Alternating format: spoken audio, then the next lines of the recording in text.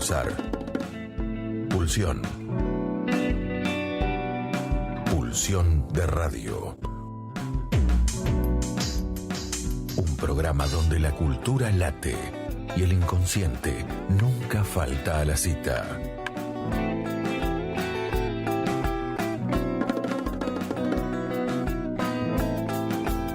Conducción y producción: Gabriel Pulice, Luis Di Santo y Diego Yaiche.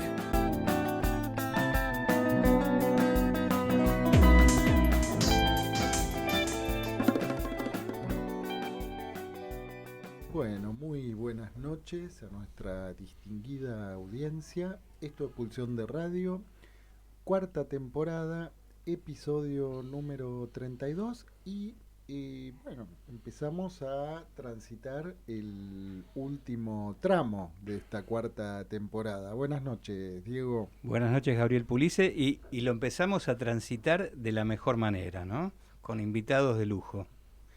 Bien, bueno, hoy contamos con uno de esos invitados de lujo. Vamos a presentar entonces y darle la bienvenida a Carlos Vilaseca. ¿Qué tal? Muy buenas noches, Carlos. ¿Qué tal? ¿Cómo les va? Buenas noches, muchas gracias por la invitación. Bueno, un gusto tenerte aquí en Pulsión de Radio. Y a ver, ¿qué se quedó con ganas de decir, Yaiche? No, me quedé con ganas que le cuente un poco a nuestro público quién es nuestro invitado. ¿Quién es nuestro invitado? Bueno, nuestro invitado es psicoanalista y actor. Y como psicoanalista, bueno, ¿querés contarnos algo? Bueno, vamos a dejarlo para la presentación, vamos a dejarla para después. Con este avance, sí. Hablamos un poquito del programa de hoy. Sí, porque el señor Magnus, bueno, vamos a ver que es una obra de teatro de autoría de Ricardo Monti, pero que se las trae. Vamos a poder hacer ahí algunos cruces, no solo con la obra freudiana, sino con la obra que nos toca vivir en estos tiempos que corren, ¿no? Y así es. Bien. Una obra muy actual. Una obra de plena actualidad, ¿no? Bien. Y hablando de obras, sí. ¿Qué vamos a tener en la segunda parte del programa? Bueno, la segunda parte de nuestro programa vamos a estar a pura sala de cine, así que a preparar el pochoclo, porque hoy vamos a contar con la participación de Hugo Boskin y de José Rein, los dos juntos, para decirle adiós a la sala de cine en la cuarta temporada y adiós a Las Vegas también. Nos vamos a Las Vegas para dar ese adiós. Vamos, bien. Lugar interesante. Bueno, y vamos a mandarle un saludo también a Luis Di Santo, que está en pleno sacrificio allá por la Patagonia. Y bueno, si les parece, vamos a escuchar un tema musical y a la vuelta estamos en nuestra hora de entrevistas. En Pulsión de Radio, ya se viene la hora de entrevistas. La hora de entrevistas. Bueno, y Carlos, habíamos empezado tu presentación diciendo simplemente que sos psicoanalista, sos actor. ¿Qué te gustaría agregar a modo de presentación? Sí, primero que nada querría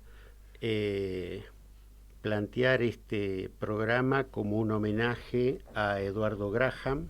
Bien. De quien estoy profundísimamente agradecido. No ha sido solo un director de teatro para mí, sino que ha sido un amigo con el cual hemos conversado abiertamente de teatro, de política, de religión, y cada conversación con él era totalmente gratificante y enseñante. También quiero agradecer a mis compañeros de elenco, con los que trabajamos, digamos, en la puesta en marcha del programa, y comentar que, bueno, en esta semana estamos dolidos porque lamentablemente el lunes en la madrugada Eduardo, que estaba transitando una enfermedad complicada, falleció. Sí. El director de la El director obra. de la obra, exactamente. Sí. Pero bueno, un gesto de cuidado, como todos los gestos que tenía Eduardo, fue hace un tiempo nombrar a un amigo de él, a Sergio Baldini, como para que él pudiera acompañarnos en el último ensayo que hicimos la semana pasada, y nos insistió mucho para que hiciéramos una función que estaba programada para el sábado pasado. Claro, el 2 de noviembre. El 2 de Fue noviembre, efectivamente. La última función que se hizo. Sí, bueno, la última función por ahora. Por Vamos ahora. a ver Sí. cómo relanzamos el proyecto, si es posible o no. ¿Y nos podés contar algo de la trayectoria de él? Sí, claro.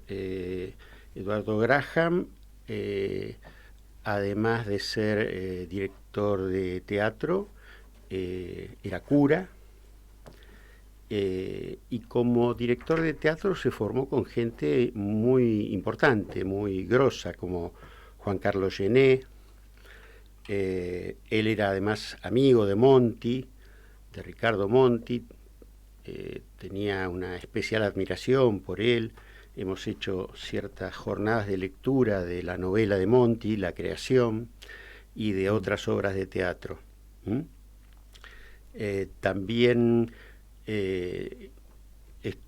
tenía relación con el dramaturgo Arístides Vargas, que durante la dictadura se alojó en Ecuador y fundó una escuela que se llama Malayerba, el lugar a donde Eduardo fue y presentó en ese momento. Estaba haciendo una obra que era Fotos de señoritas y exclusas.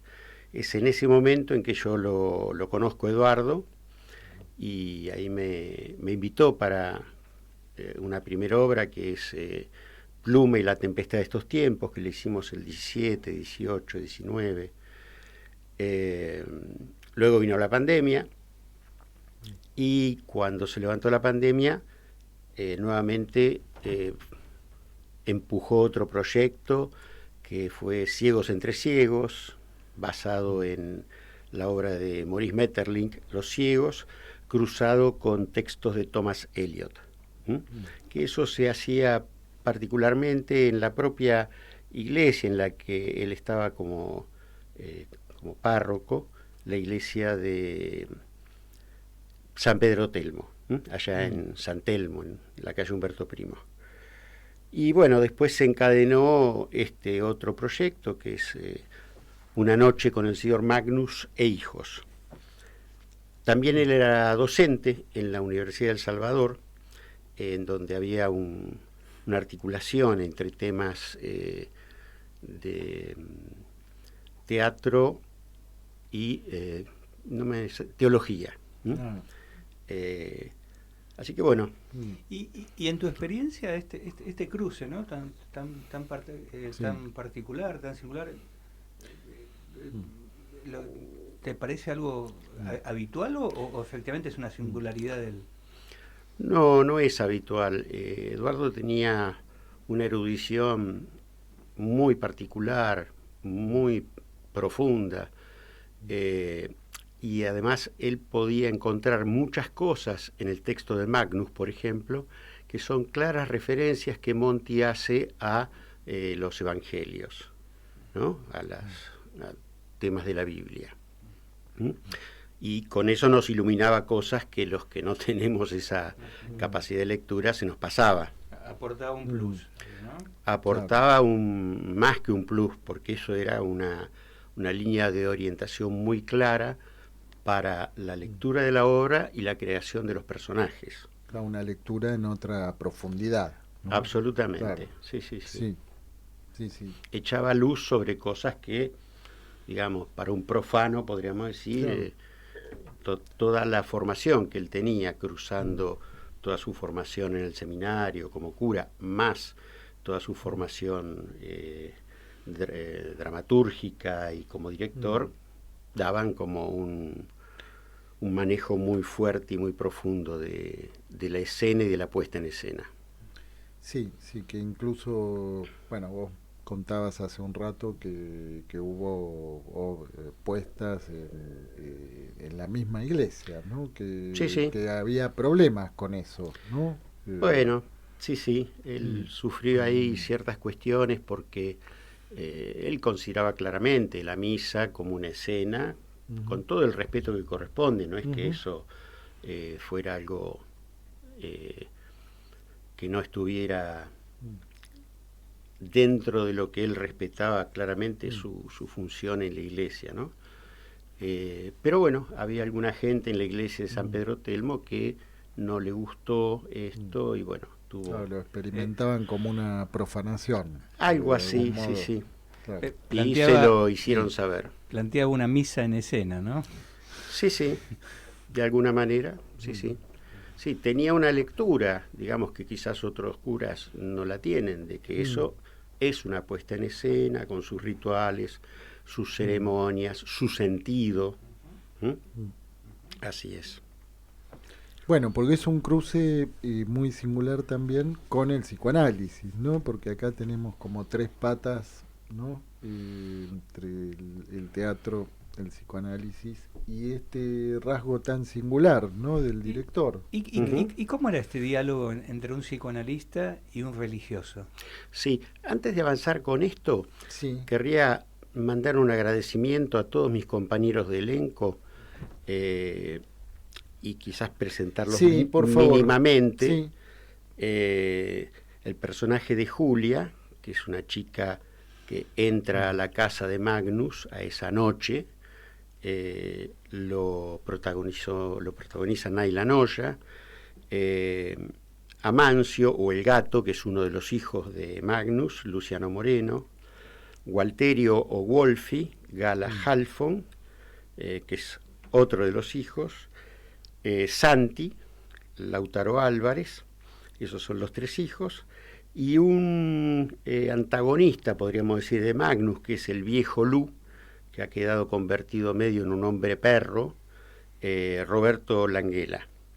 La productora fue Valeria Ormeño y la escenografía y vestuario Mariana Gutiérrez. Y bueno, quien les habla, el señor Magnus. Y en la dirección, bueno, estuvo Eduardo y en este momento nos va orientando Sergio Baldini. ¿Me recordás la pregunta que me habías hecho? Claro, ¿cómo era este diálogo entre un psicoanalista y un religioso, ¿no? Bueno, desde el lugar en el que, desde el psicoanálisis, también tenemos en claro que hay una puesta en escena, hay esto que Freud llama la otra escena, el equívoco, el chiste, el sentido. O sea, hay una cantidad de conexiones muy importantes a la hora de poder enriquecer la construcción de un personaje. Sí, pero además no hay que perder de vista que tanto Freud como Lacan están, Freud por su lado, en una interlocución como, digamos, siendo parte de con su pertenencia cultural, fundamentalmente al judaísmo, y Lacan con una profunda formación religiosa del otro lado, ¿no? Sí. Del otro lado del después de Cristo, ¿no? Y Creo que era también, ¿no? estaba con una Sí, formación jesuítica él, me parece. sí, sí, sí, y que aparece a cada rato. Eso, bueno, a veces se puede leer entre líneas, a veces aparece explicitado, pero, ¿no? Digo, en ese sentido, acá y hay como una conversación también mediatizada por el teatro, ¿no? Ujú, sí, sí. Sí, por ejemplo, yo recién referenciaba al tema del chiste, la Mm, ficción, el sueño, y en la mm, obra de Una noche con el señor Magnus e hijos, Eduardo nos orientó especialmente en lo que tiene que ver con el teatro dentro del teatro, ¿m? Lo cual produce un cierto efecto de extrañamiento en el espectador, porque dice, esta escena que estoy viendo, ¿es una escena de una escena o es real lo que estoy viendo? ¿O es la realidad naturalista, podríamos decir? Permanentemente Monti juega con esto. Entonces, el espectador no está inquieto, tiene que estar inquieto porque no sabe bien para dónde va el mensaje. O sea, mm. el espectador queda un poco en el lugar del tío de Hamlet. Sí, de alguna manera cuando Hamlet le arma la ratonera, ¿sí? Ujú. Donde se siente interpelado, ¿no? Bueno, esto que está pasando, ¿no? Al principio cuando entra Magnus a la casa esa noche, eh, se podría desde el naturalismo decir que bueno, que Magnus está entrando a su casa con una chica jovencita que encontró en la calle, con frío, abandonada. ¿Pero eso es así? ¿O en realidad ahí ya están haciendo una escena dedicada al espectador? ¿Mm? Bien, no, ahora vamos a convocar a Magnus, ¿no? Pero antes de eso, si te acordás de alguna de esas intervenciones de Eduardo, ¿no? Que vos decías, bueno, el conocimiento más profundo, ¿no? Del texto bíblico iluminaba el texto de Ricardo Monti, ¿no? ¿Te acordás algún pasaje en particular que... Sí, hay un pasaje en el inicio Mm, de la obra, cuando están jugando los tres hijos de mm, Magnus en soledad, y el personaje de Gato dice, cuando estoy acostado digo cuándo me levantaré, y mide mi corazón la noche, y estoy harto de vaneos hasta el alba. Mi carne está vestida de gusanos y de costras de polvo, por lo tanto ya no reprimiré mi boca y hablaré en la angustia de mi espíritu. ¿Hasta cuándo no me dejarás, ni me soltarás, hasta que trague la saliva?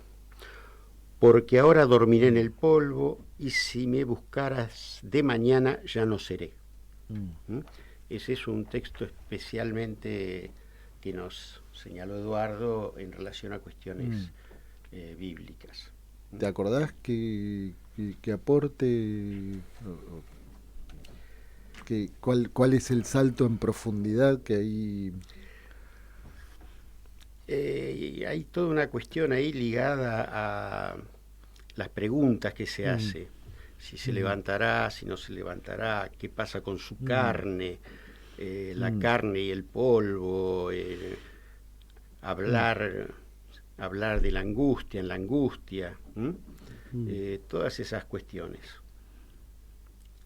Sí, Digo, sí. un cierto diálogo con una entidad espiritual, Mm, podríamos decir, y todas las dudas del humano frente mm. a eso, frente a la incertidumbre. Sí, sí, sí. Bien. Bueno, y vamos a presentar a Magnus, Sí, cómo no. ya que lo tenemos aquí. Sí, sí. ¿Quién es Magnus? Magnus es un buen hombre, lo que pasa que no para todo el mundo, Mm, no lo comprenden. ¿Mm?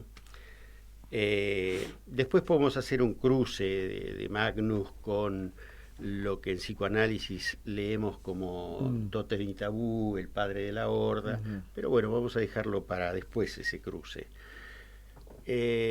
Magnus es un hombre que crea un espacio protector, pero que se convierte de alguna manera para los hijos, para el amigo que entra y sale, pero es un padre proveedor. Él les da abrigo, les da casa, les da comida, les da seguridad, pero a un precio complicado porque no conocen el exterior. Y uno de los ejes de la obra, diría, el eje fundamental, es esa dimensión de sin salida. Hay algo donde se puede salir, no se puede salir, estar acá encerrados es enloquecedor. Para cruzarlo con un concepto también podemos hablar de lo que es la endogamia. Esta forma a veces tan pesada en la que algunas familias o instituciones pueden encontrarse, que provocan tantos estragos en sus integrantes. Vos decís en las instituciones de todo tipo. En general. No solo en la psicoanalítica. No, en todas. Siempre sí. Puede haber los dos espacios, siempre puede haber un Magnus al cual se le pueden ofrecer en sacrificio o no grupos que crean en él. Y esta sensación que pueden generar, no quiero decir en sus feligreses, de que no hay vida detrás de los muros, ¿no? No lo pensaría por ahí. Ajá. ¿No? Porque sí, de hecho Magnus sale, vuelve y lleva cosas que son necesarias. Hay una escena en la que uno de los hijos de Magnus dice que bueno, que él va a salir y va a trabajar o va a mendigar, y finalmente no lo puede hacer, porque de alguna manera el derecho a la salida es exclusivamente del personaje Magnus, ¿no? Que, como decía, es un padre proveedor, y a la vez opera como, que esto fue algo que Eduardo me marcó permanentemente, es el director de escena. O sea, cada escena que va sucediéndose es algo que va marcando Magnus, los tiempos, ¿no? Bueno, llegamos hasta acá, ahora pum, otra cosa, y después llegamos hasta acá y ahora otra cosa, lo cual es un peso importante para el personaje para poder ir sosteniendo ese ritmo y ese tempo. Contanos a nosotros y también al público un poco cuál es el rol del director de escena en el teatro. ¿Te referís al rol del director de la obra o al rol de Magnus? Esto que decías, ¿no? Este lugar que vos lo llamaste director de escena. Digamos, sí. Bueno, así me lo hacía saber Eduardo. Este es el director de las escenas. Él lo comparaba un poco con los presentadores de circo, ¿no? Y ahora vienen los leones, y ahora viene el payaso, y ahora vienen los equilibristas, ¿no? Entonces va distribuyendo y administrando las diferentes escenas, ¿no? Digamos, en toda la primera parte está la entrada de Julia a la casa, y ahí hay, digamos, toda una escena en donde de alguna manera le va transmitiendo a Julia esto de que, bueno, esto es teatro en el teatro. Julia también, como los espectadores, no entiende muy bien a dónde está entrando, pero va entrando en el código. Con lo cual el director de escena tiene que ver con eso, claramente, ¿no? Entonces tenemos a Magnus como el personaje, que es un padre, tenemos al Magnus director de escena, pero después hay otro costado, que es el personaje perverso, impune, de alguna manera, en donde él va marcando la ley de lo que va pasando, y es un personaje de alguna manera que intercambia protección por algún tipo de especie, podríamos decir, ¿no? Sí, esa protección tiene otros ingredientes. Claro, esa protección tiene un costo, como pasa siempre en las películas de la mafia, podríamos decir. Ajá, claro. No es gratis. En las películas de protección, ¿no? Sí. Sí. Tiene... Hoy cuando conversábamos antes Sí. con Gabriel, yo le comentaba de una película. Ah, sí, te iba a preguntar, sí. Una película de un director griego. Me cuesta recordar el nombre, creo que es Zagros Lántimos, ¿no? Que tiene varias películas. La última que hizo es esta Pequeñas Criaturas, que se estrenó creo que este año. La película Canino o Colmillo, y es una película que habla justamente de la locura de un padre y de una madre de pretender criar a sus hijos sin contacto con el exterior, ¿no? Le digo esto nomás, no la spoileo, si pueden véanla, es muy fuerte, porque justamente se ve, digamos, los estragos que producen ese tipo de organización familiar o social. Como si fueran mascotas. Sí, como si fueran mascotas, sí, objetalizados, ¿no? Sí, Yorgos Lántimos es el director. El director y la peli... Canino o Colmillo. La pueden buscar en Google, sale fácilmente. Después, bueno, ¿quién es Magnus? Y es un padre diferente para cada uno de los tres hijos. Para Wolfie, digamos, Wolfie es el hijo más cariñoso, el consentido de papá, pero un poco tonto, por eso dice que lo prefiere a él respecto de los otros hijos. Lo prefiere por tonto. Lo prefiere por tonto, exactamente, ¿no? Siempre tira ahí una cuestión de ironía y alguna otra cosa. Después hay otro hijo que se llama Amancio, pero le dicen Gato, con todo el peso que tiene llamarlo Gato, del cual dice que es un tipo del cual no se puede confiar, pero es con el cual tiene una relación de lucha ideológica. Magnus le quiere hacer entender que la vida es así, funciona de determinada manera y que no tiene que estar pensando cosas raras, digamos, ¿no? De que hay que cambiar el estado de las cosas. Hay una escena bastante larga entre Magnus y Gato, donde después de una comida, después de un banquete, Magnus lo provoca a Gato para entrar en un diálogo ideológico. Y hay, bueno, toda una rivalidad entre ellos. Hay un... Interesante, ¿no? Porque justamente el predilecto es aquel con el cual él no lo considera un rival, digamos, ¿no? Sí, acá hay un pedacito de un texto del Gato en su desesperación. Le dice al padre: vemos el mundo por una ventana, detrás desfilan caras crispadas, son obra nuestra, papá. O sea, él tiene como una cierta idea de responsabilidad social. El hambre, el resentimiento, la codicia. Como si ¿Hasta fuera cuándo? Le dice, ¿hasta cuándo? Todos los días miro por esa ventana y pienso, hoy van a empezar.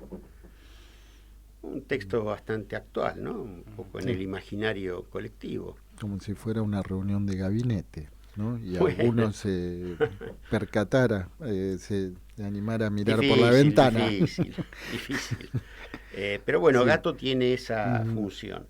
Y Magnus lo trata como, bueno, sos joven, no entendés, pero a la vez lo siente como que, bueno, cría hijos y te arrancarán las entrañas, dice. Bien, yo les propongo, vamos a ir a una pausa musical, pero a la vuelta, vos, como al pasar, hablabas del peso, ¿no? El peso que carga Magnus, ¿no? Y ¿te parece? ¿Volvemos por ahí? Sí, cómo no. Bueno, estamos de nuevo en el aire. Escuchábamos a Talking Heads. No me acuerdo cómo se llama el tema, sobre buildings y no sé cuánto. Y comida y buildings. Y antes escuchábamos a Björk, ¿no? tema de la película. De la película Bailando en la oscuridad. Bailando en la oscuridad. Sí.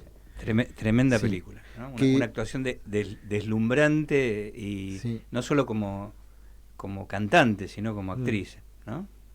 Sí. ¿Por qué lo elegiste ese tema, Carlos? ¿Qué vinculación, alguna vinculación con la obra, con el señor Magnus? No lo pensé directamente, fue algo más intuitivo, sentido. No lo pensé realmente. Bueno, y sí. Me animaría a decir que quizás el director de esa película tenga algo del algo señor de Magnus, ¿no? Me refiero a Lars von Trier, Lars ¿no? von Trier, sí. Se han hecho comentarios en ese sentido. Sí, tiene así fama de Magnus. Sí. Bien. Le mandamos saludos por si está escuchando Pulsión de Radio. Y bueno, estábamos en la galería de personajes. Estábamos, ¿no?, en los personajes. Sí. Y querría leer un parrafito que lo pinta de cuerpo entero a Magnus, y es lo que él le quiere transmitir ideológicamente a sus hijos, a Gato en especial, ¿no? Dice: el hombre, hijito, el hombre mismo, su debilidad y su miseria. Está hablando de un arma que tenemos, ¿no? Su debilidad y su miseria, la posibilidad de formar imágenes, ilusiones en su cerebro. La gente solo desea poseer cosas, y a nosotros nos es suficiente con mostrar, nada más. Nos envidian, cachorro, todos quieren vivir como nosotros. Estamos en la misma trampa. Digo, esta es la visión que él tiene de lo que es el hombre, cuáles son las expectativas del hombre, una sociedad de consumo, digamos. Y bueno, frente a esa expectativa de consumo, él está en la posición de mostrar y ganar riquezas con eso. Sí, la mostración al servicio de... Sí. Hay un momento más adelante donde lo que Magnus dice en un momento de confesión es que él ha sido simplemente un espejo, ¿sí? Y que se ha tragado todo lo que ha nacido y luego lo entregaba para hacer su fortuna. Como sí, que es interesante el espejo que traga, ¿no? Un espejo que traga, un espejo estragante, así es. Bueno, quedan otros personajes por presentar: Santiago, Julia y el viejo Lu. Santiago es el hijo hedonista, narciso, que está con el tema de la belleza, de su propia belleza y de lo bello. Y hay algo raro ahí entre Magnus y Santiago. Al comenzar la obra, Santiago dice: bueno, cuando él me acaricia el pelo, ¿no? Yo siento tal cosa, ligada a el tema del parricidio, que se plantea al principio, cuando los tres hijos comienzan la obra y están jugando solos. Bueno, luego está el personaje de Julia, que él aparentemente la lleva a la casa para protegerla, pero le dice finalmente que, bueno, su entrada en la casa tiene que ver con un trato y que lo tiene que cumplir. Y este trato implica la iniciación sexual, podríamos decir, de esta chica. El derecho... O el derecho de pernada, como conversábamos antes, o una violación, de la cual Julia después se angustia y se arrepiente. Y por último está el viejo Lu, que es un viejo amigo, amigos de la vida, al que le arruinó la vida, ¿no? Y él le dice: te arruiné la vida, te saqué a Vivi, que es una mujer que estaba entre los dos, podríamos decir, te saqué la empresa, te arruiné el futuro, te reduje a la miseria, te empujé al suicidio y no te quejaste. Esto viene a colación a que Magnus después de conversar con Gatto y todo esto, dice, no los entiendo, estos chicos nuevos que se quejan de llenos, podríamos decir, ¿no? Entonces le va diciendo a Lu, vos te quejaste de que te saqué a vivir, te quejaste de que saqué... Y Lu está totalmente convencido, porque habla de que la sociedad funciona por libre competencia y que gana el más fuerte, el mejor.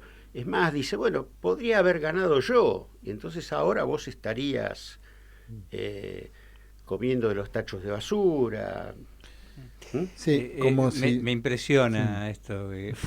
Hace poco salió una nota de...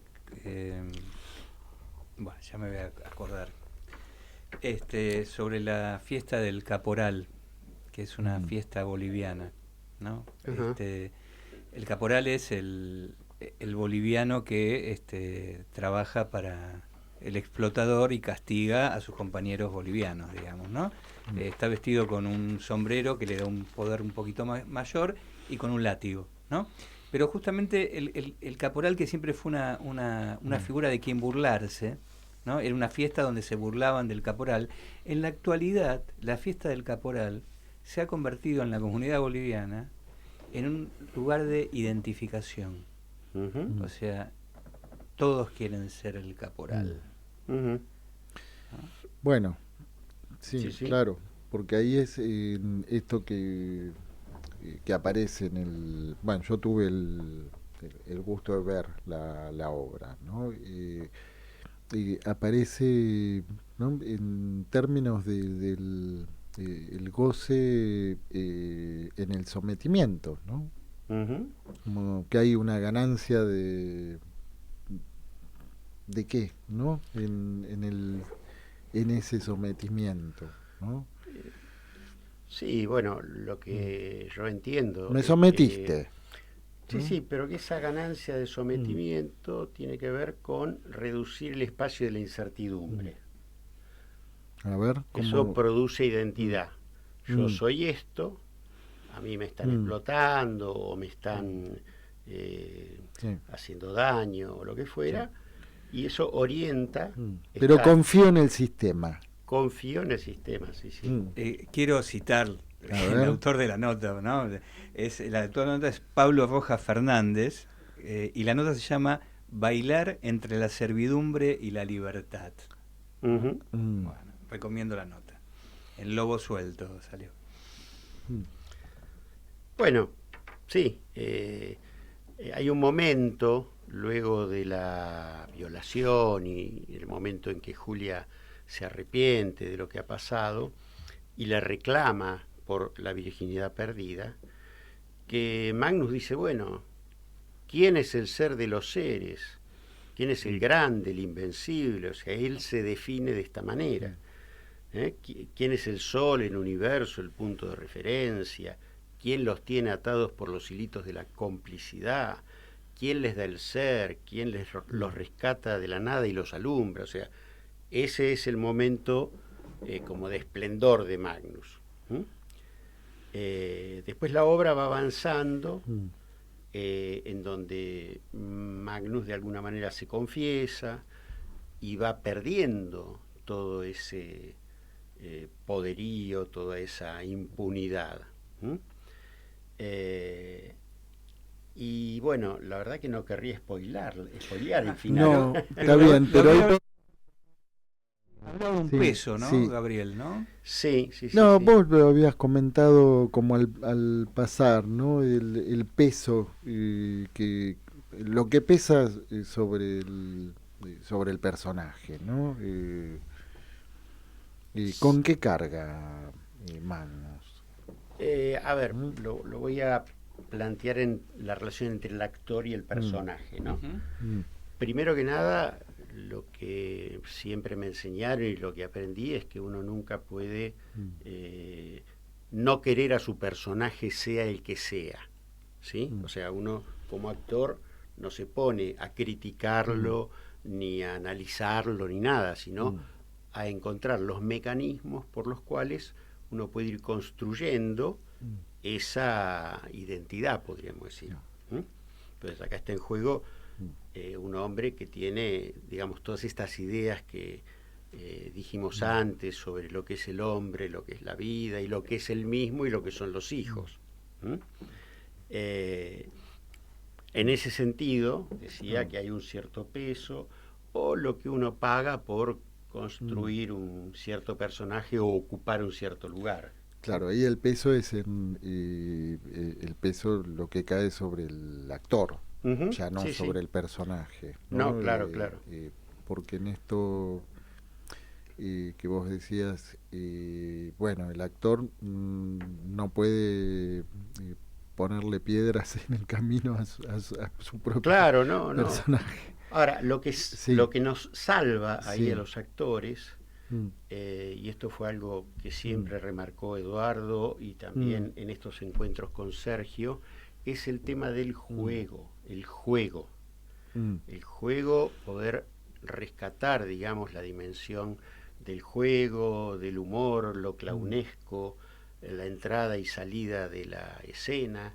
Ese tema es fundamental, sumado a que el trabajo actoral siempre es un trabajo colectivo, con lo cual es fundamental el punto de apoyo de los compañeros, en donde uno va terminando de poder armar la obra y sostener las escenas, cuando se va armando una dimensión corporal con los otros, cómo los otros son afectados por lo que yo digo y hago, cómo me afectan los otros con lo que dicen y hacen. O sea que hay una cuestión muy importante del contacto, el contacto en todos los sentidos, desde el escuchar al compañero, verlo, tocarlo, y la dimensión del juego.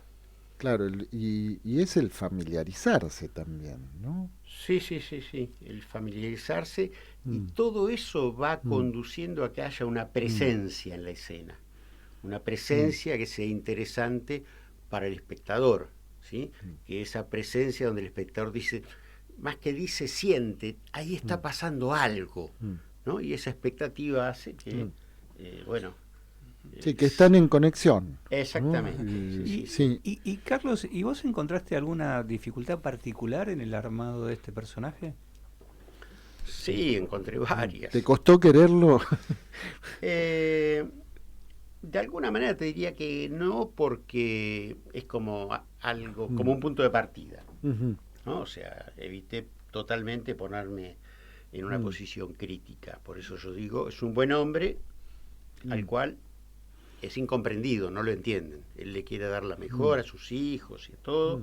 Es un tipo sensible, con la niñez abandonada, con un perro con frío, esto lo dice en algún momento, pero no le creen. Así que bueno, por un lado está este tema de poder efectivamente no criticarlo, quererlo, valorarlo. Y ¿cómo era la pregunta que me habías hecho? No, en realidad respecto a las dificultades. Las dificultades, sí, eso es, sí. Bueno, tuve dificultades técnicas, por ejemplo, en cuanto a la letra, porque es un personaje que tiene muchísima letra, y lo que me pasa a mí particularmente es que para que la letra se vaya consolidando necesito los ensayos y el contacto con los compañeros, con los objetos, con las acciones, con el vestuario. Pero bueno, eso se fue resolviendo y ya eso no es un problema. El otro problema fue poder ir encontrándole el ritmo, que no decaiga. Es un personaje que tiene que estar permanentemente avanzando con lo que va a venir, lo que decía antes del personaje del director de circo que me señalaba siempre Eduardo. Claro, que no descansa. No descansa en ningún momento. Por ahora se me ocurren fundamentalmente esas dificultades, ¿no? Otra dificultad, que es un indicador grande, es cuando uno no la está pasando bien, cuando uno no se está divirtiendo, cuando uno está sufriendo de alguna manera con el personaje, y hay que tener en cuenta ese dato porque la idea pasa por otro lado. Cuando uno está divirtiéndose, cuando uno está en la sintonía del juego y presente en la escena, la cosa fluye de otra manera, diría, sin peso. Para Sí, sí, sí. ¿Y esto que describís, te pasó con este personaje o con algún otro personaje que has interpretado? Y, a ver, en la obra Ciegos entre Ciegos era muy diferente porque, bueno, éramos ciegos y trabajamos a oscuras además, con lo cual era un tema mucho más vocal y una obra coral. Había una cantidad de cuestiones que la presencia física estaba sostenida fundamentalmente por la voz, ¿sí?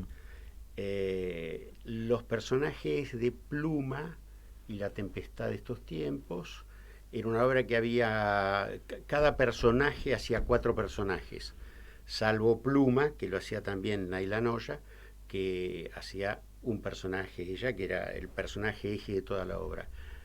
Y no, eran personajes muy lindos, muy divertidos, pero más sencillos que Magnus. Yo diría que Magnus es el personaje que más me costó. Más complejo. Más complejo, exactamente, sí. Sí. Entre esas complejidades quedó por nombrar alguna más. No, la verdad que no, digamos. Que... Y saliendo un poco de la obra, ¿cómo llegaste al teatro? Mira, al teatro llegué porque desde los 16, 17 años, ya en la escuela secundaria, me enganché con alguna cosa ligada a lo artístico en general, al teatro en particular, la pintura también. Y luego entré en la escuela de teatro que en ese momento dirigía Julio Ordano, que fue, digamos, mi primer maestro, y tuve la oportunidad de conocer a Hedy Krila. Hedy Krila fue la que trajo el método Stanislavski a la Argentina y fue la maestra de Julio Ordano y de varios otros maestros, que en este momento no me acuerdo. Pero había un... Bueno, cuando me vaya acordando los voy diciendo. Sí. Y entonces te pregunto, no, porque evidentemente muy tempranamente, digamos, fuiste acercándote al teatro, ¿no? Sí. ¿Y al psicoanálisis cómo llegaste? Y al psicoanálisis llegué como paciente primero.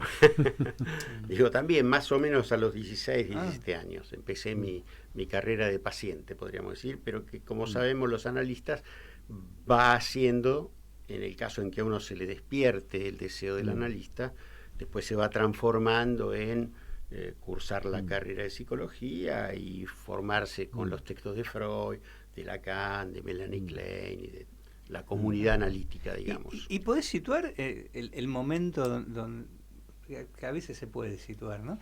En que se te despertó el deseo del analista, digamos, aunque sea como un protodeseo, digamos? Sí, muy tempranamente.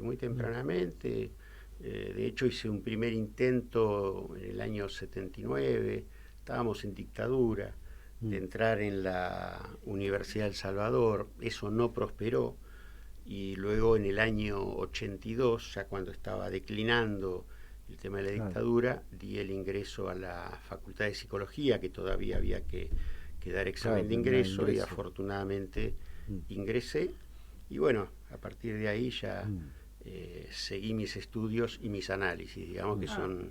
Somos más o menos contemporáneos en la Facultad de Psicología. Mira, entonces. Sí. Bueno, hay varias materias que cursamos juntos con Luis Di Santo. Con Luis nos conocíamos ya en la facultad. Bien. Y cambiando el ángulo de la información, porque vos también, no sé si seguís vinculado a la obra social de actores. No, ya no, hace muchos años que hace mucho que no. Estuve 11 años, desde el 88 hasta el 99. Y realmente estoy eternamente agradecido a esa obra social, porque bueno, ahí hice mis primeras armas a partir del 88 como analista, y se me fue formando un consultorio que en 11 años de trabajo fue creciendo mucho y se consolidó porque bueno, además los actores son muy proclives a la consulta, y además si se sienten bien te mandan al tío, a la tía, a la prima, al suegro, con lo cual hay una generosidad de los actores, son muy sensibles al tema del trabajo analítico. No, te preguntaba esto porque, bueno, es un momento muy particular, ¿no? También para todo el campo de la cultura, ¿no? Pero particularmente, bueno, el teatro independiente, las artes visuales, el cine en particular. Nada, si querías hacer algún comentario sobre eso, sobre... Bueno, creo que es un momento muy duro en donde, como protagonistas de los espacios culturales, para decirlo ampliamente, tenemos que inventar y reinventar todas las maneras de poder defender todo lo construido en tantos años y que, digamos, por ciertas políticas que desprecian la cultura, que desprecian la investigación, la ciencia, el teatro. Construir lleva mucho tiempo y destruir es muy fácil. Y eso realmente a mí por lo menos me produce un profundo enojo y un profundo dolor también. Bien. Antes de terminar la entrevista, ¿podemos dar la ficha técnica de la obra? ¿Dónde se está, digamos, en qué lugar? Mira, estamos llegando a fin de año. Podría ser que hagamos una función más ahora en noviembre y además, bueno, a partir de esto que sucedió, estamos viendo cómo nos recomponemos y cómo avanzamos. Bien. Con lo cual, más precisiones sobre la ficha técnica no te puedo dar. Perfecto. Bueno, pero vamos a mantener informado al público en general cuando vuelva a las tablas. Sí, en cuanto tenga la información precisa, se las voy a pasar con mucho gusto. Bueno, estamos llegando ya a nuestra pausa comercial de la radio y bueno, muchas gracias por venir en este momento tan particular. Y ha sido un placer conversar con vos, Carlos. Bueno, muchas gracias a ambos. Así que bueno, ojalá podamos volver a vernos y ampliar todas estas cuestiones sobre la obra, sobre la cultura y que puedan venir mejores vientos.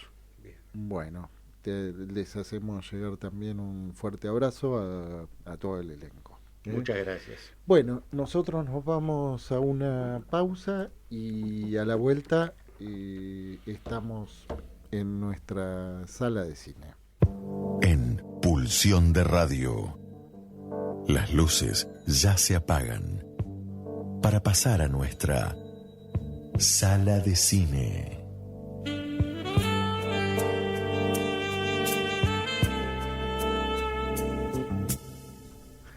Bueno, que no nos habíamos dado cuenta, nos quedamos charlando, le pedimos disculpas a nuestra querida audiencia. Estamos aquí con Hugo Boskin, con José Reín, juntos, nuevamente. Bienvenidos a esta última sala de cine del año. Saben que estamos ya empezando a transitar el cierre de la 4ª temporada. Bueno, buenas noches. Buenas noches a todos, buenas noches a ustedes. Gracias por estar acá. Lo extrañábamos, Boskin. Lo extrañábamos a Hugo Boskin. Bueno, me alegra, sí. Es lo que enseña la histeria, ¿no? Hay que ausentarse un poco. Pero dejó en buenas manos la sala de cine, ¿eh? Sí, muy buenas manos. Y bueno, acá mientras nos distraíamos, estaban contando, no es la primera vez que van a hacer esta suerte de cometer tropelías. Sí.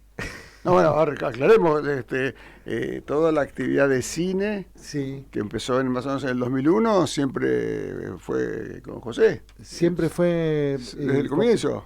Ajá. Sí, desde el comienzo, sí. Y bueno, hay que decirlo, como todo comienzo, tiene sus vueltas.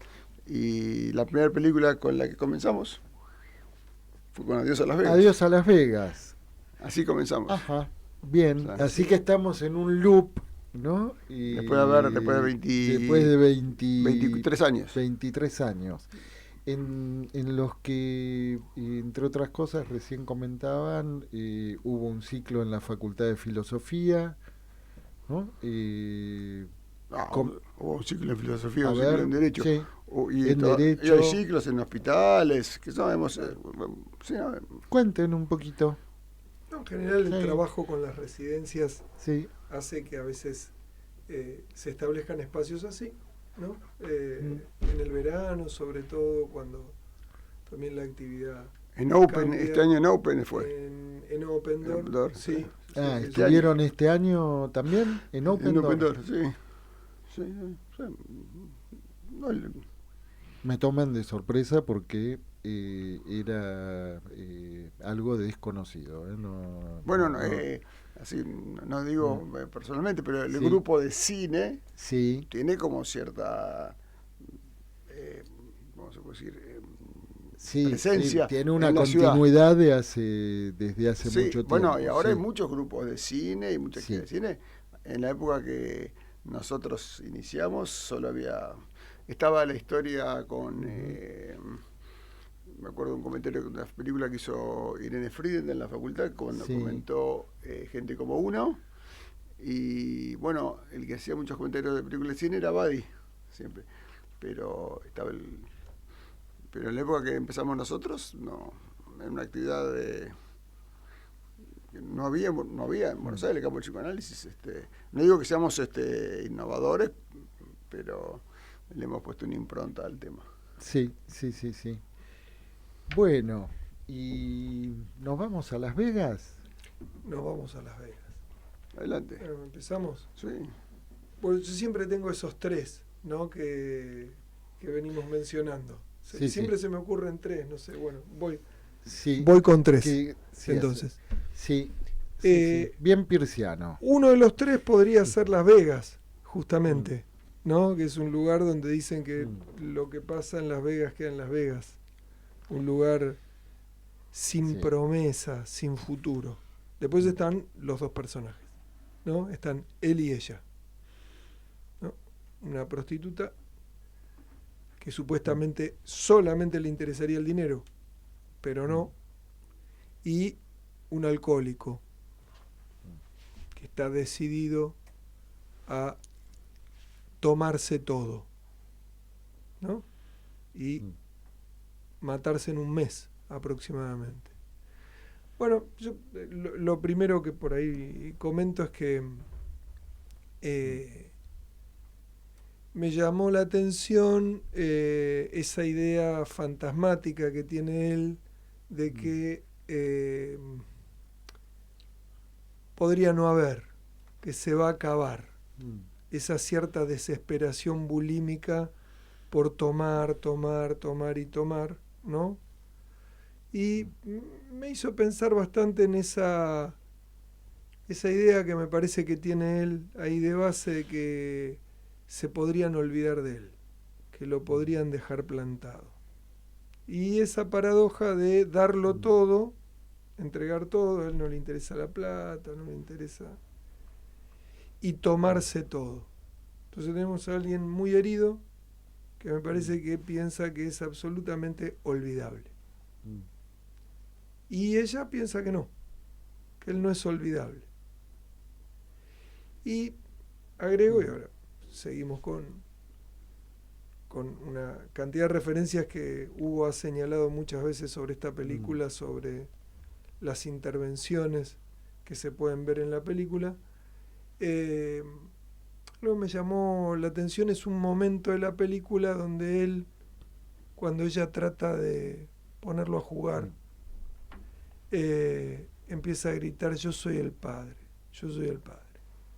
¿no? Bueno. Sí, una cuestión como para poner en contexto, ¿no? Es una película de ¿qué año? 1990 y... Del 2000.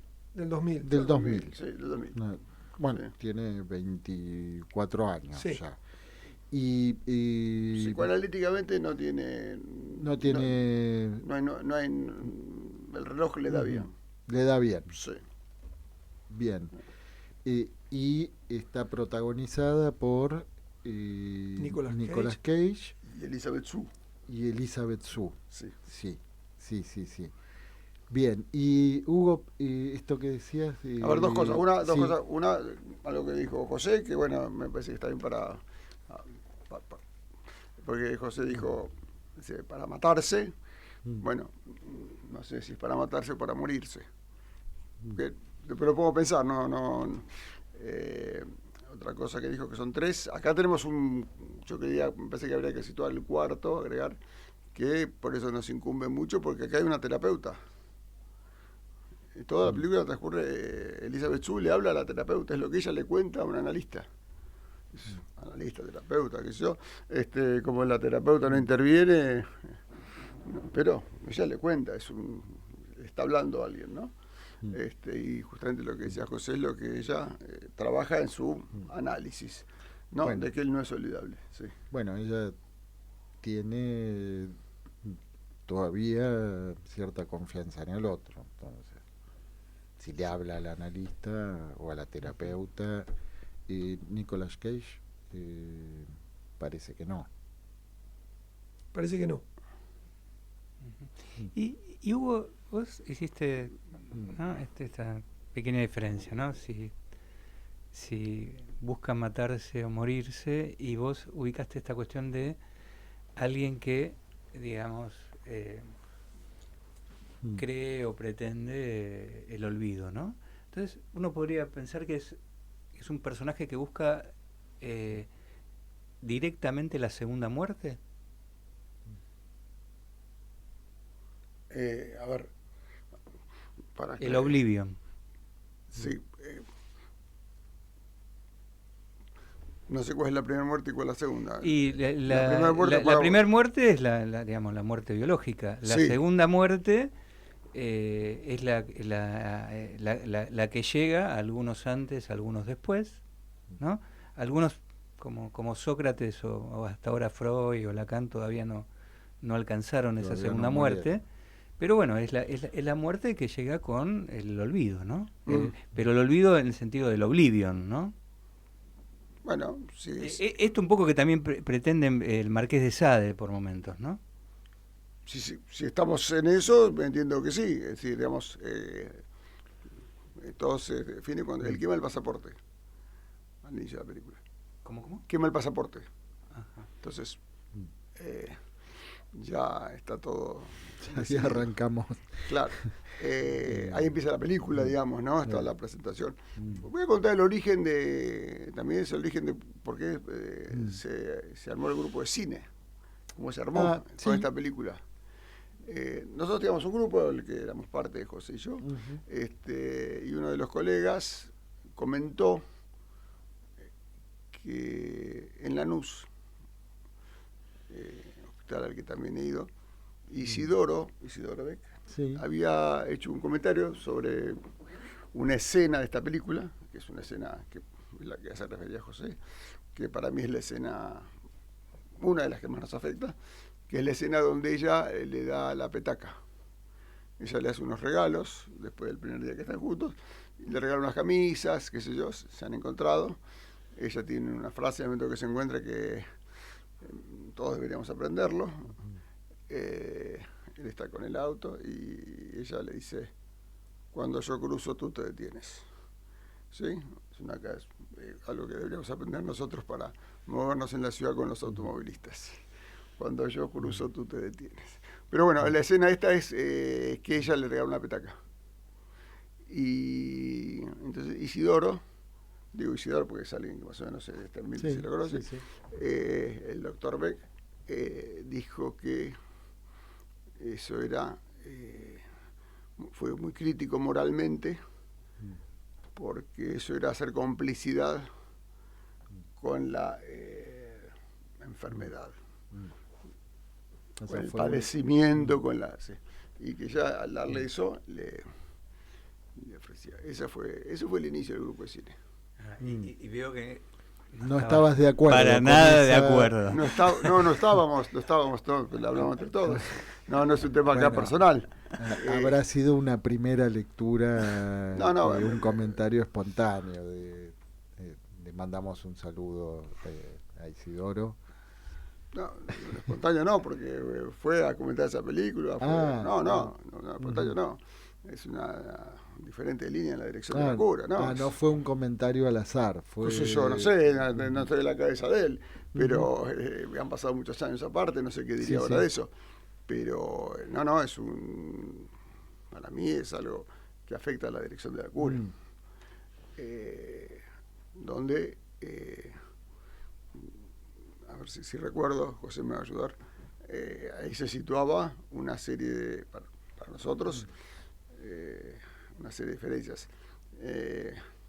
Bueno, no todos son alcohólicos, pero es muy notorio, sin ser alcohólico, la diferencia que es tomar, como toma él, que toma de la botella del pico, sí, vodka, de tomar de la petaca. ¿No? Desde el punto de vista de lo que es una dirección de la cura, la petaca dice de algo que me parece que es una palabra, o sea, que nosotros hablamos de economía de goce y todo eso, se habla mucho de esa palabra economía. La petaca dice de algo que tiene que ver con la dirección de la cura, que es de una administración del goce. ¿Sí? Ella le propone que administre el goce. ¿Sí? Y aparte le da... regalarle la petaca. Y bueno, no soy poseedor de una petaca de plata, pero una petaca de plata es una estética. Digamos, una petaca de plata, que se pone, no sé, cada uno hace lo que le parece, pero yo no tomaría Tetrabric. Sí. ¿No? Claro, interesante, ¿no? Porque esto, ¿no? Esto en lo cual se detuvieron, ¿no? Porque efectivamente, una petaca de plata es un objeto valioso, ¿no? Tiene algo de agalmático, ¿no? A diferencia de una botella de vodka que ni siquiera es una, porque entra en una serie de botellas, ¿no? Que ninguna es una, ¿no? Es como la rosa de Borges. Claro, exactamente. Y entonces, bueno, hay una diferencia sustancial. Tan descartables esas botellas como se siente él. Claro. ¿No? Entonces ahí sí, claro, hay un pasaje al introducir la petaca como un regalo, ¿no? Sí, es un... Sí, aparte, digo, también probablemente ella se coloca también a partir de este regalo en un lugar agalmático para él, ¿no? No solamente eso, sino que hay otra escena posterior. Sí, hay dos escenas ahí que hay que reservar. Una es cuando él va a buscar el cheque y él dice que es lo que le gustaría, le dice a la chica que se llene de alcohol y que entonces la va a poder chupar. Ella es la petaca. Ella es la petaca. No, eso se lo dice en el banco cuando va con el cheque. Que la va a poder limpiar. Que la va a poder limpiar. ¿Y eso se lo dice? Recuérdame. Él va a cobrar el cheque, no puede cobrarlo porque le tiembla la mano, va a tomar alcohol, toma alcohol y entonces puede firmar, ¿sí? Y entonces una vez que cobra, hace un texto más o menos poético, hace como que canta o relata, y le dice a ella que se llene de alcohol y que entonces la va a poder limpiar. ¿Pero ella quién es? Ella es una empleada. Sí, claro, eso es lo que no recordaba. Una empleada. Sí, se lo dice así, hable, todos lo miran, qué sé yo, el tipo, bueno, aparte de Nicolas Cage. Y en la película, posteriormente, ellos van un fin de semana afuera, no sé qué va a hacer, y entonces, efectivamente, ella, sin haber escuchado esta canción de él, se disfraza de alcohol. Se pone alcohol, ¿sí? Para ver si él la puede tomar. Sí, la puede. Así que ella hace lo que nosotros no podemos hacer en análisis. Por eso en la discusión, es un cambio en la dirección de la cura. Ella dice, hago ese en plan de objeto. Eso que dijiste vos recién. Soy la petaca. se ofrece, nosotros no podemos hacer eso con los pacientes porque no da. No, porque después tenemos que atender a otro y con todo el baño de alcohol, y cómo le explicás, Claro, ¿no? Que no venís de hacer, No, pero te limpia. de semblantearte. No, no te problema porque la anterior te limpió bien. Realmente es muy interesante, ¿no? Porque digamos, la petaca también es como el famoso frasco de mostaza de Lacan, ¿no? Sí. ¿No? Que para Lacan no era un frasco cualquiera, ¿no? Bueno, entonces ella se disfraza de eso, se ofrece, bueno, después están los problemas de él para administrar ese goce, ¿sí? Rompe todo, le sale mal, bueno, no todas las intervenciones nuestras salen bien, pero me parece que ella pone en escena, como pocas veces se puede ver en el cine, lo que nosotros hablamos, se plantea el objeto. Entonces, obviamente que uno hace complicidad, entre comillas, pero no es complicidad, es que uno se ofrece para ese lugar en la transferencia. Ella lo puede hacer de un modo escénico que no sería posible para nosotros, pero sería posible darle un poquito de alcohol a un paciente alcohólico. Y que efectivamente no es un lugar normativo, ¿no?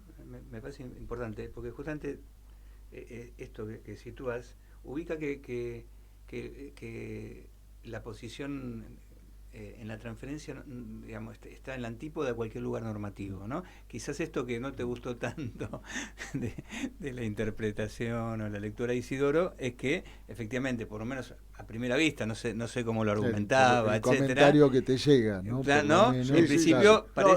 parece una posición normativa. Lo leí después en la bueno, grabación, sí. Parece una posición normativa. Sí, yo la llamaría moral, para poner las cosas en su nombre. Moral versus ética. La ética del psicoanálisis versus la moral del fantasma de cada uno. Y ahí lo percibo, me parece que es un cambio en la dirección de la cura, porque la dirección de la cura no es moral, es ética. Si fuera moral, está bastante complicado. Inclusive si fuera moral, habría que responder a las demandas de los pacientes, porque cuando alguien te habla, tenés que contestarle, eso es lo que corresponde moralmente. Te hizo una pregunta y nosotros por ahí no le contestamos. Moralmente es opinable. Te están preguntando si puede cambiar de horario y uno se calla. Una cosa así. ¿Cómo no le contestas? Te estás haciendo una pregunta. Bueno, no es moral. Todo el tiempo es no inmoral, pero es ético, se supone.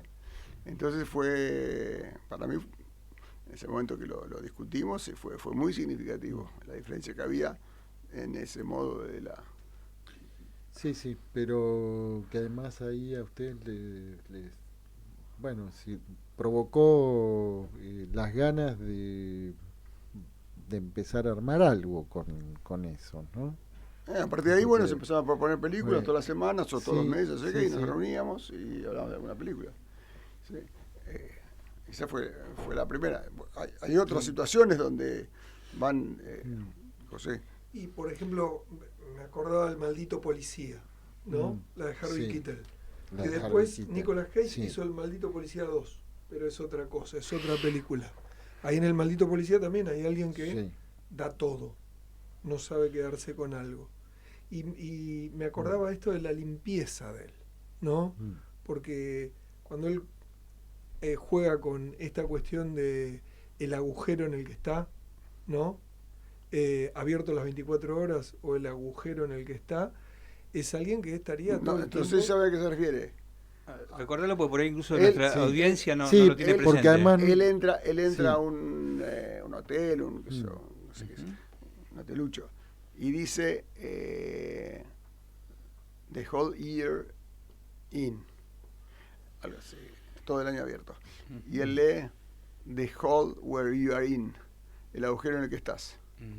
Lee sabiendo que está leyendo, es decir, digamos, hace de analista de su situación, pero también es notorio que él, por eso cuando acá se planteó si él no cree en el otro, yo creo que cree en el otro todavía, si no, no le hizo así. Bueno, parece Eso es el que otro. está en un punto de vacilación, ¿no? Entre creer o no, porque Está vos muy decías, prende fuego el pasaporte, hay como distintas, el sentir que nadie va a acordarse de él, ¿no? De algún modo parece que hubiera una oscilación entre ese lugar del caído, ¿no? Del deseo del otro y bueno, como que queda ahí alguna última instancia de apelación, ¿no? Yo en algún momento se me ocurrió titular Sí. un texto ¿qué nos dice la ideación del suicida? No ¿qué nos dice la ideación suicida, ¿no? Y me parece que en este caso la mostración de él, por eso tomaba lo de abierto las 24 horas, te voy a pasar la lengua hasta limpiarte toda, es alguien que seguramente fue muy servicial, ¿no? Que probablemente dio mucho. Entonces ahora está recuperando, pensando que se van a olvidar, pero estaban las fotos familiares, la bicicleta, ¿sí? La bicicleta del hijo. Por eso digo que en algún momento... No la bicicleta financiera. No la bicicleta. Está bien.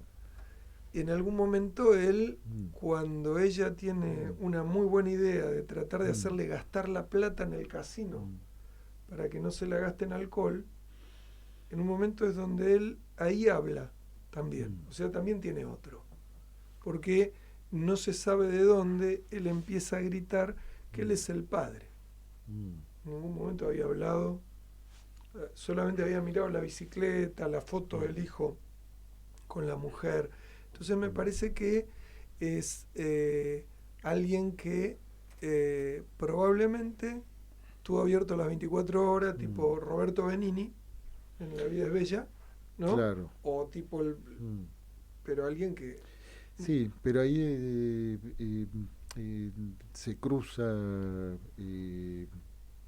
quizás inesperadamente con alguien que lo mira, ¿no? ¿Sí? Yo voy a retomar el tema de matarse, Mauricio. Hay una frase que tiene, Dale. una charla que tiene con ella. Ella le dice, ¿vas a tomar hasta matarte? Hasta morirte. Y él la mira y dice, quizás morirme es mi forma de tomar. Me acordaba de, no sé si lo tienen presente, en el... ¿cómo se llama el libro de Maray? La Mujer justa. La mujer justa. En La mujer justa está Peter, se llama Peter porque es húngaro, no inglés. Y le cuenta a su amigo, dice, bueno, yo la batalla con el cigarrillo ya la di por terminada. Perdí. Ya tengo un fisema en el pulmón. Y yo prefiero vivir 10 años fumando que 20 años sin fumar. Es un goce, siguiendo lo que, no sé si Valerio Lacan quien la cita, pero bueno, en el texto de la subversión del sujeto no se entiende, pero bueno, algunos dos, y si Lacan la cita, la dice Lacan, el goce sin el cual el universo sería vano. Ese goce. Y entonces ahí hay que tener como bastante cuidado, digamos, cuáles goces, señor Eli, los turcos, cuando eso no funciona, la vida no tiene más sentido. ¿Cuáles son los goces que justifican el sinsentido de la existencia? Y yo creo que ahí hay que ser bastante, otra vez, ¿no? La discusión esta inicial del bastante respetuoso. Prudentes con no sancionar, ¿no? Determinadas cosas. Y muy prudente con el goce ajeno. En la película que viene ahora, que Las tres hijas, tengo una frase para... Lacan dice que el prójimo es la inminencia del insoportable goce de los otros, ¿no? Y bueno, tenemos que soportar el prójimo, que tienen goces que uno no, qué sé yo. Y él tiene este goce de tomar, y le dice a ella, nosotros podemos establecer la relación con una condición: no se toca que yo tome. Y ella le dice, no se toca que yo sea prostituta, ¿sí? Mi modo de ganar dinero. Sí, pero de eso no se habla. Después se va a hablar, no importa. Después hay que ver si uno puede aguantar la posición ética hasta el final. Sí. Pero entonces tomo lo de... Sí, ahí quedó marcada la cancha, ¿no? No, yo tomo lo de que quizás se mata, no digo que no, pero él elige un modo de morirse porque para él los otros goces de la vida, que eran el trabajo, se acabó, los amigos, ya le han dicho que ya está, la mujer no sé si lo abandonó, se murió en un accidente, qué sé yo, qué pasó. Y en el vuelvo a Maray, en las tapas de los libros de Maray, le dije antes de empezar que teníamos unos cuentos para hablar mal, así que vamos a continuar. En las tapas de los libros de Maray dice que Maray creo que a los 89, se suicidó a los 89 años en Estados Unidos, qué sé yo. Maray se suicidó. Vivía tenía 89 años, ya había escrito un montón de libros, tenía Parkinson, así que no podía escribir más. No, tenía muchas dificultades para moverse, vivía solo, la mujer se había muerto, estaba solo, los libros de él no se publicaban. Y bueno, se acabó el ciclo de la vida. Sí. Se acabó. Sí. Y por ahí para se Nicolas, apagó. Y por ahí para Nicolas Cage, para Benjamin, ¿no? Benjamin. Con ese nombre, el pequeño. Y se había acabado el ciclo de la vida. ¿Qué iba a inventar? Uno dice, bueno, está bien, con semejante mina, todos nos recuperamos, ¿no? Es la misma idea que hay en la película de Julieta de Almodóvar. Bueno, te viene una mina así. Dios, se alinearon los planetas. Sí, se renueva, algo se... Y sí. Bueno, pero ahí... hay que ser mirá, honesto. vamos a una pausa musical que ahí nos vamos a encontrar con otra mujer y una banda tremenda sugerida por José. Pero me parecía interesante retomar esa suerte de marcado de cancha, ¿no? En donde él le dice, bueno, si esto, la condición es que yo tomo, ¿no? Y la condición de ella es, bueno, yo sigo ganándome el dinero como me lo gano, ¿no? Y cómo seguimos. Bueno, vamos con Roxanne. ¿Qué escuchábamos, José? Roxanne. ¿Y por qué la elección? Me parecía la prostitución de ella y el alcoholismo podía ser... No tiene mucho que ver con lo que pasa en la película, pero bueno, creo que Sting hace la banda de sonido de la película, o hay algún tema. Sí, participa, ¿no? En la banda participa de sonido en la banda de la sonido. película. Sí. Pareció una nota de color. Bien, bueno, y sí, hubo que estábamos con esa suerte. Estábamos hablando con Elizabeth Shue. Sí. Entonces hubo que interrumpir un ratito. Si alguien se podía negar a esa alternativa, ¿no? Él se niega, él tiene esa exclusividad, ¿no? De mostrar eso, de que es fiel al alcohol, es fiel. O sea, tiene una pasión desenfrenada por una cosa. La tendría antes también, ahora la tiene por el alcohol. Pero es un sujeto que va por un lado, no tiene un solo vicio, tiene el problema de tener un solo vicio. No puede tener otros, no puede tener varios. Es más interesante tener varios vicios, uno solo es muy complicado. Claro, es como que tiene una sola condición, ¿no? Pone una sola condición, ¿no? Que no sé si nombrarlo vicio, ¿no? Porque en todo caso ya nombrarlo vicio es un pronunciamiento moral, digo que ¿no? Pero ¿qué es el psicoanálisis es un vicio también? No lo digo al vicio por el alcohol, No, digo está bien, metafóricamente. Trabajar pues es un vicio, el psicoanálisis, hay cosas que pueden ser muy ideales, pero son vicios. Sí, ahora pensar, ¿no? Volviendo a esto que ubicaron de la petaca, ¿no? Y que en realidad casi es un acto, ¿no? Porque no es que la petaca no le llega de la nada, ¿no? O sea, hay alguien que le ofrece y se ofrece ahí con esta petaca de plata, ¿no? Quizás era la bala de plata esa era. Que respecto a esto que decías antes, porque está bien, se puede pensar esto, ¿no? Como, no sé, esto de, digamos, esto le da, ¿no? Este gozo, ¿no? Le da algún, ¿no? algún sentido al sinsentido de la existencia.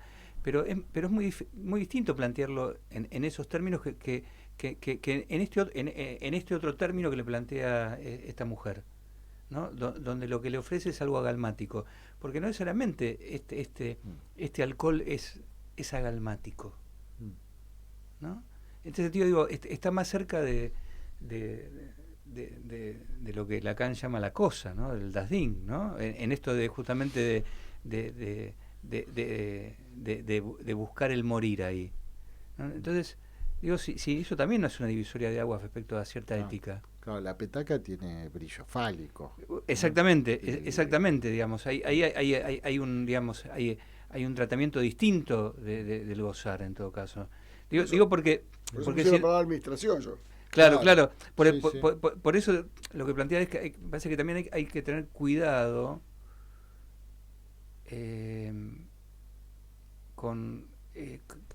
digo, porque también se puede convertir en una moral esto de, bueno, alguien, ¿no?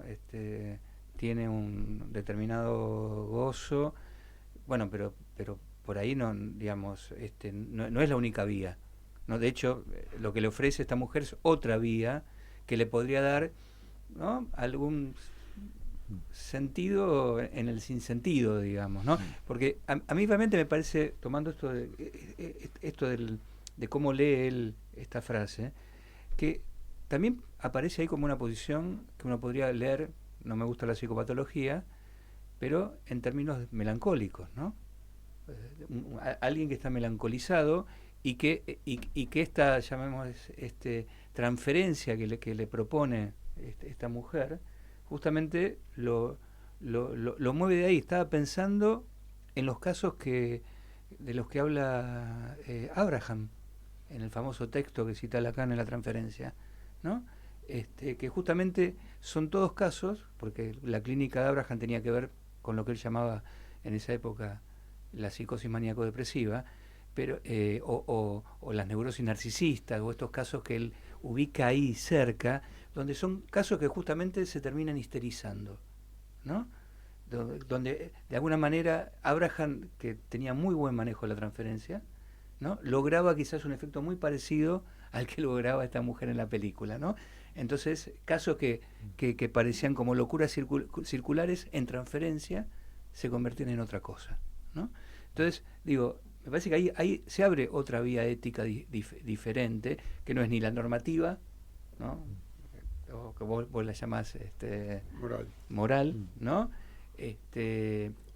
Ni cierta moral de respeto de estos goces que quizás no tienen nada de agalmático, ¿no? Quizás hay otra vía posible, y quizás en esa vía es la que, digamos, despliega esta película, ¿no? Me hacía pensar en esto que decís entre moral, la moralidad que ella le propone, que es una moralidad bastante amplia, ¿no?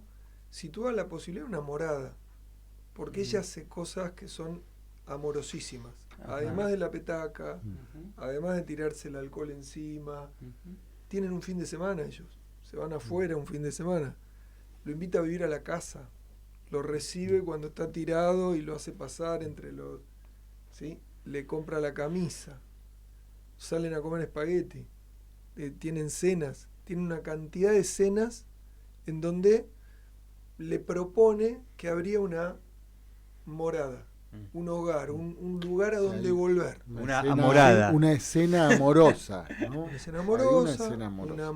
Claro. No deja de ser una moralidad, no es una moral. Es un lugar que se podría habitar. Todos los centros, le tira todos los centros, se tira de palomita, todo el tiempo. Bueno, no agarra incluso cuando ella le dice, bueno, vos no vas a... La condición es que no dejes el alcohol. entonces yo no dejo la... No es No, también no, una no, forma no es una de... transacción. No es una... No amenaza, ¿eh? Si No. no hay ahí algún... No se puede hacer No. esa lectura también de un último intento de cambio de vía. No sé, digo, me quedé pensando en eso. Ajá. Porque es un quiero retruco, ¿no? Que le dice ella. No, ¿Mm? no. Ya cada uno, me parece que no, me parece que cuenta sus condiciones, Ujú. que finalmente ninguno va a respetar. En un momento van a vacilar. Él le va, en un momento le habla en la oreja y le va a decir, bueno, ahora la noche vas a gozar con no sé qué cosa. Y ella también le va a decir, en el momento en que él está en la plena caída, dice, bueno, ¿por qué no vas a ver un médico? ¿Sí? Es decir, para... Para que no pase, esto es interesante, esto de esta otra moral de la morada o de la morada. Te escuchaba y no podía dejar de pensar en la ética de Spinoza, ¿no? Y fundamentalmente como la trabaja Deleuze, donde justamente la ética es el ethos, ¿no? También algo de esto está en Heidegger, pero no igual, ¿no? Entonces, donde podría haber como se podría diferenciar una ética que no es moral, ¿no? En este punto que no es normativa, ¿no?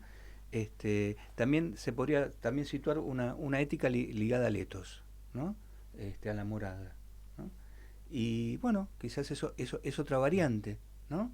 Es otra variante posible que nos aleja de cualquier posición superyoica, que sabemos que finalmente es estragante, ¿no?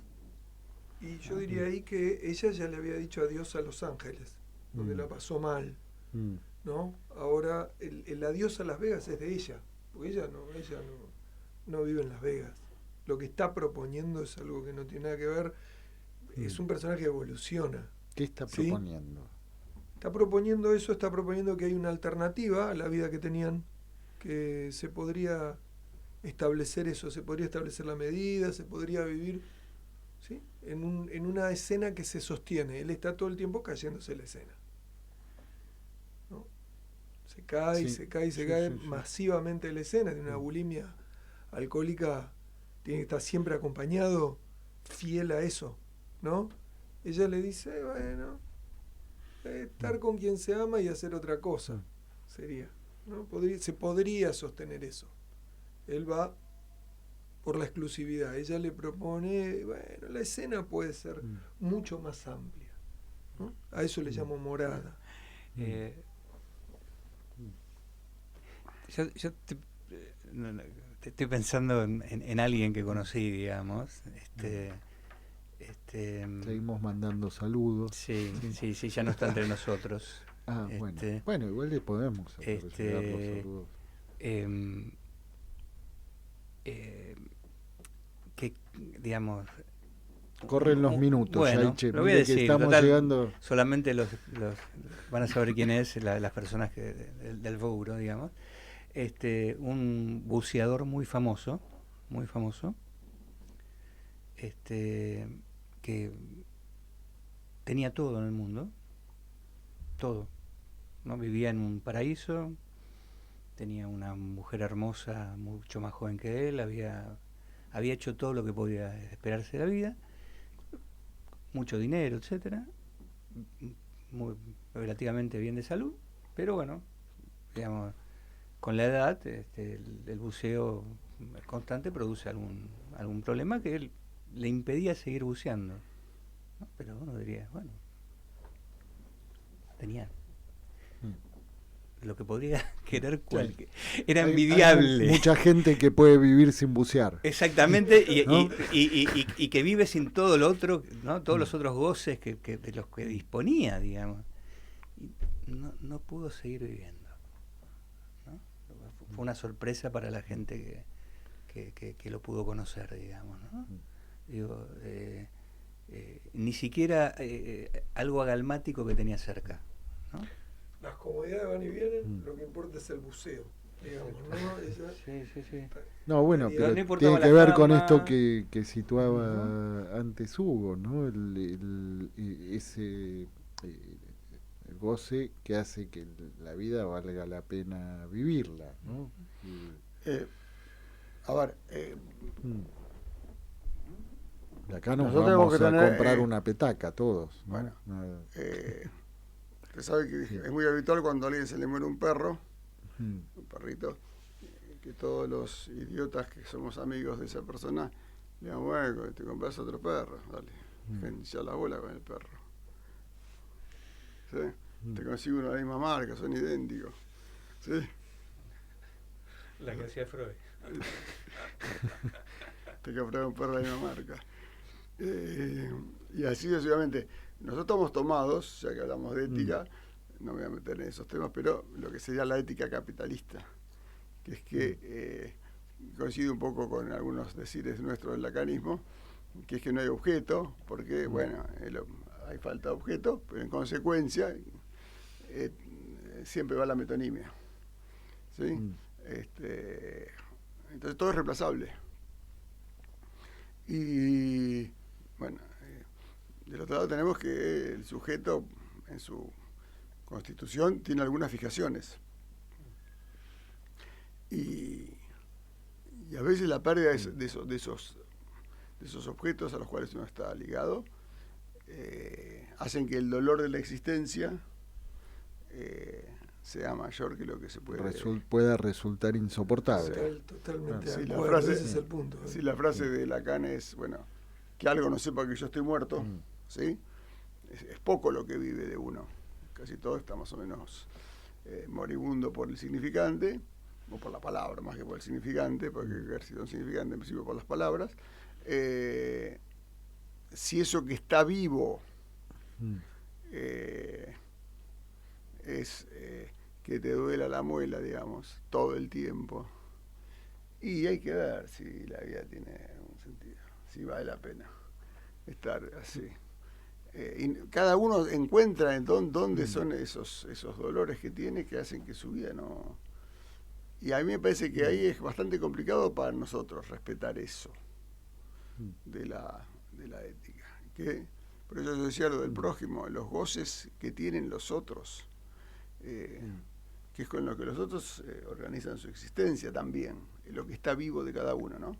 Lo que yo llamaría, a diferencia de otros colegas, la pulsión de vida. ¿Sí? Que es la peligrosa. La pulsión de muerte no tiene muchos problemas. La pulsión de muerte es esto, que el campo significante ha muerto la cosa, ha muerto el cuerpo, y nos quedan las palabras. Pero la pulsión de vida es brava y pulsa y te demanda ciertos goces, y si esos goces no están, el sujeto está dispuesto a hacer cosas complicadas o decidir que su existencia... Sí, por ahí viene justamente la paradoja. A mí me parece que ese es el punto. Ese es el punto de la película. el punto de la paradoja. No, pero ¿No? el punto de la A ver. película me parece que va a... El punto más duro, más difícil, es el tema de lo insustituible. Entonces habría lo insustituible. ¿Sí? Habría algo tan duro, ¿no? Que no, y justo ahí donde él piensa que sería olvidable, estaría lo inolvidable, lo insustituible. Justo otra película que iba a recomendar, que era La canción de los nombres olvidados, me parece que trae ese punto. Sí. De que no hay cosas que no se sustituyen. La pregunta ahí sería la diferencia entre ella o él y eso, que es lo insustituible, ¿no? Si uno quisiera intentar equivocar ahí para no personificar lo insustituible, ¿no? Como intervención clínica, pero estoy totalmente de acuerdo. No, porque el lacanismo, nosotros hemos tenido muchos problemas teóricos con el duelo. Bueno, justo yo te iba a mencionar eso, Claro. porque bueno, ahí está la famosa discusión que tiene un poco Alush con Freud, ¿no? En el famoso libro de la erótica del duelo, ¿no? Donde él plantea, bueno, digamos, con sus argumentos, cierta diferencia respecto a, bueno, a la cuestión de digamos, de la posibilidad de reemplazo o la cuestión de lo insustituible y la pura pérdida, digamos, ¿no? La posición de Aluche está más del lado de que el duelo lleva a un punto de pérdida, ¿no? De que no hay sustitución posible en un duelo. En un duelo, vamos a decir, realizado, ¿no? Que hay pérdida, ¿no? Que vamos a decir, el muerto se lleva una parte que es de él, digamos, y eso se va con el muerto, digamos, y hay que, digamos, para no caer en la locura hay que dejar que el muerto se lleve esa parte, digamos, ¿no? Entonces digo, me parece que sí hay una discusión en el campo psicoanálisis respecto a cómo pensar el duelo. Por eso mencioné el tema de la melancolía, ¿no? Bueno, pero Aluche dice que es seca, y yo creo que esa muerte es bastante húmeda. Como se ve él dice que en los tiempos, los tiempos, él lo que dice no es que la muerte es seca, dice que en estos tiempos la muerte es seca, ¿no? Es la erótica del duelo en los tiempos de la muerte seca, que es justamente estos tiempos del capitalismo que vos mencionás, ¿no? A diferencia, por ejemplo, de lo que es la muerte en México, ¿no? Que esa es una muerte para Aluche un poquito más húmeda, digamos, ¿no? ¿No? Bueno, ahí yo me quedé con ganas de situar, o de seguir dándole alguna vuelta más a algunas cositas que fueron surgiendo, ¿no? Porque ahí, entre esas cosas, es que para ella, ¿no? En tanto prostituta, y los hombres también son envases de vodka, son botellas de vodka que van pasando, ¿no? Y de pronto se encuentra con él, ¿no? Que ya no es uno más, ¿no? Hay algo ahí que hace que ella se detenga, ¿no? ¿Y por qué para ella los hombres serían uno más y entonces para nosotros los pacientes también son uno más? No, porque pasan uno tras otro. No, pero hay una clientela, de hecho, bueno, ella cambia de ciudad, ¿no? Hay algo justamente que parece del lado de ella también, puesto en no quedar apegada, ¿no? De no quedar ligada.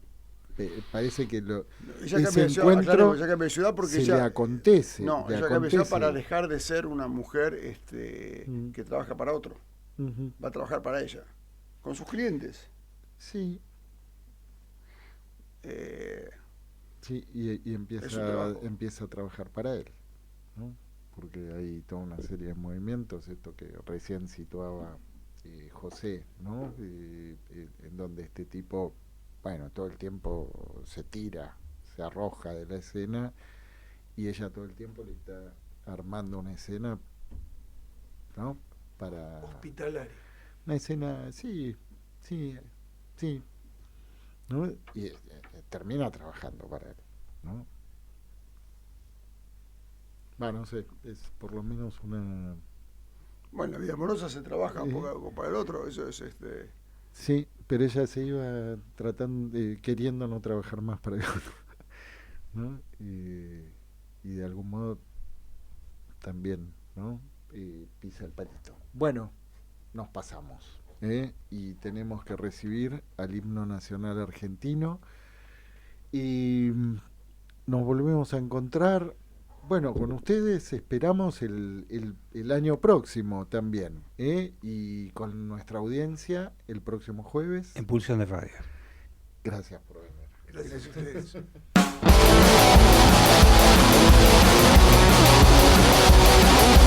Pulsión. Pulsión de Radio.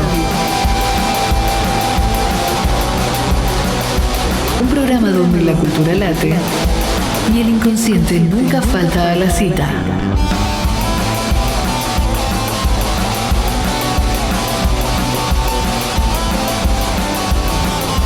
Nos volvemos a encontrar el próximo jueves de 22 a 24 aquí, en la RZ.